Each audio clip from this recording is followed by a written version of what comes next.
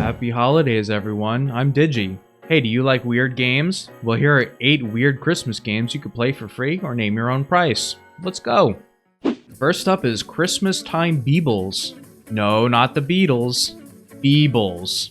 Get it right. As you might expect, this is a Christmas-themed fanfiction visual novel starring the eponymous Beebles.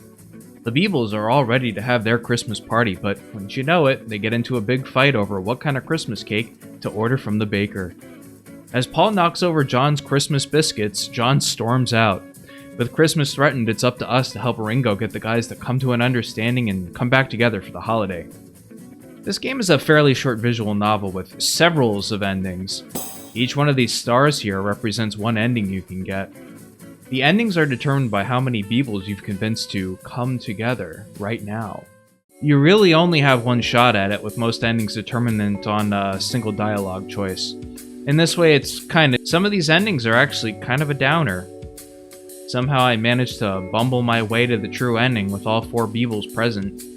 Didn't take me very long to play, so I recommend it if you're a Beeble fan yourself, or if you're just looking for something to do for 20 minutes.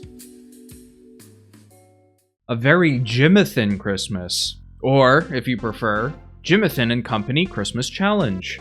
This is an RPG Maker game, and actually, there's quite a few RPG Maker Christmas games out there. I tried like 4 of them when deciding what to include in this video, but this is the only one that made the cut. The game won't run properly unless you install the RPG Maker 2003 runtime package, so make sure you get that done first.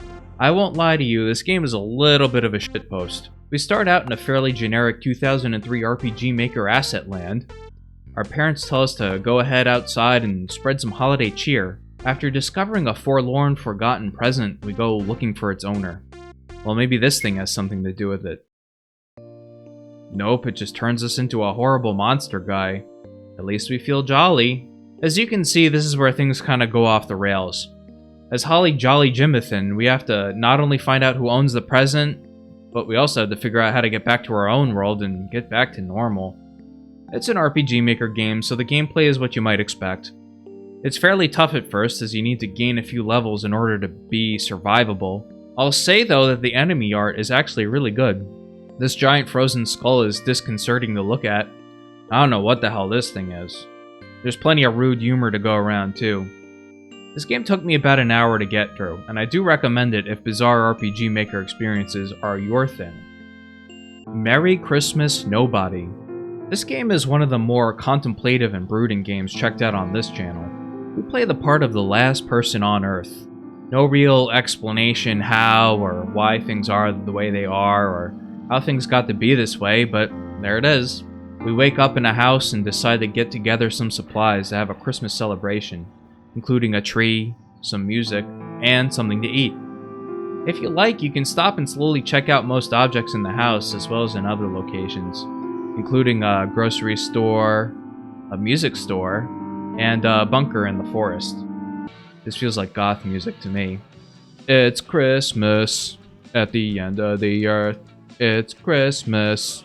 We're the last one alive. It's Christmas, and we're chopping a tree.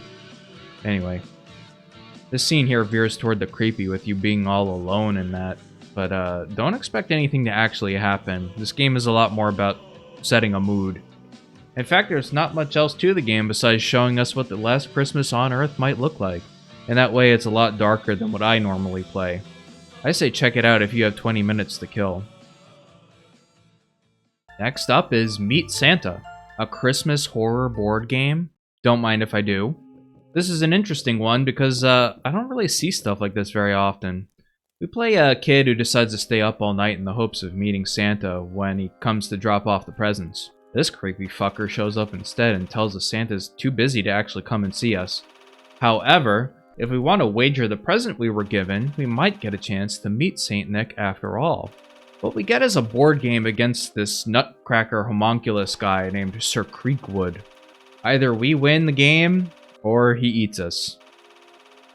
The board game itself is interesting in that it's more about timing than it is about what we roll. See these dice? We don't actually roll them, and they're not actually random. We just have to time it to get the number that we want. We want to avoid the circles on the board that result in lost turns while staying ahead of Creekwood, who's chasing after us pretty quickly.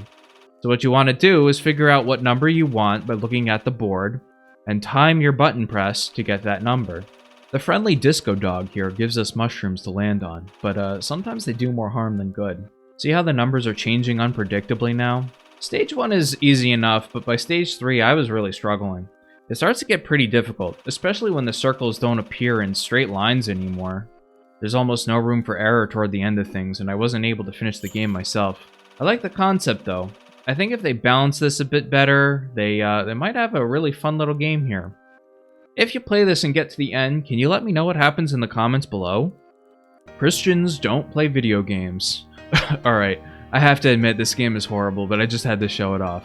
When am I ever going to get the chance to talk about something like this?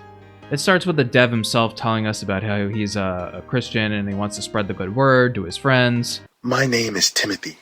I am a newly born-again teenage Christian.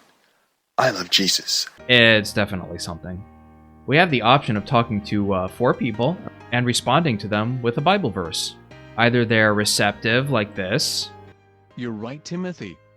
Besides, I know God calls us to draw. Or they get pissed at us, like this. You Bible thumper. Get away from me trying to make me feel uncomfortable about being a lukewarm Christian. Whoa! Booba wooga! I'm listening to the latest hit from Shake Yo Tail Records. It's Skanky Panky and her song It's Okay to Be a Skank Cause Jesus God Love Me's Annios. Looks like this guy really knows his audience. There's literally nothing else to talk about besides these 4 people because unless I missed something, that's all there is to the game. But please don't bug the guy who made this game, by the way. I just thought it was funny and I wanted to show it off. Next is Geo-Deux. But Digi, you're saying, this doesn't look like a Christmas game. Well, you'd be wrong! Can I just say I love the infomercial aesthetic they got going on here? The game starts with Santa himself complaining about how everybody's forgotten all the things he's done for them. I stuffed all their stockings with stuff they can use. Still they forget to give to everyone. Everybody talks in rhyme, and it's actually kind of fun to read.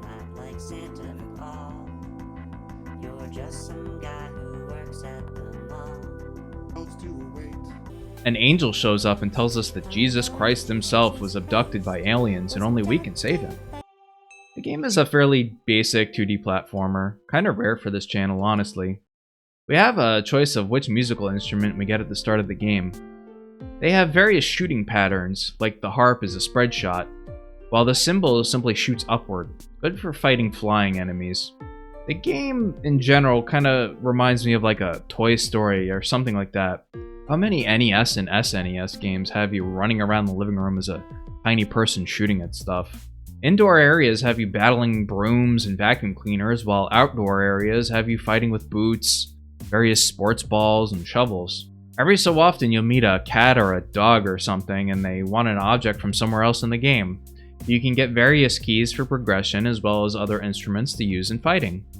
I feel like I didn't get anywhere close to real progress in this game. It's actually kind of dense. Not a bad way to spend an hour or two. Krampusnacht. You gotta have a Krampus game, right? It's like not a gaming Christmas list without one. I picked this game for the Atari 2600 style graphics. We play a kid at home on Christmas with our mother. Apparently our father has locked himself in this room. But our mother still wants us to do various little chores like cutting down trees for firewood, making some Christmas coffee, and listening to some long-winded stories. But something's definitely wrong here as we find a mangled deer carcass in the yard. Oh no, it's Krampus, run away, oh. It's scary. This game definitely has a few strange choices in it. For one thing, why does this coat do damage to us if we wear it indoors? Seriously, you can get a game over this way if you don't take the coat off.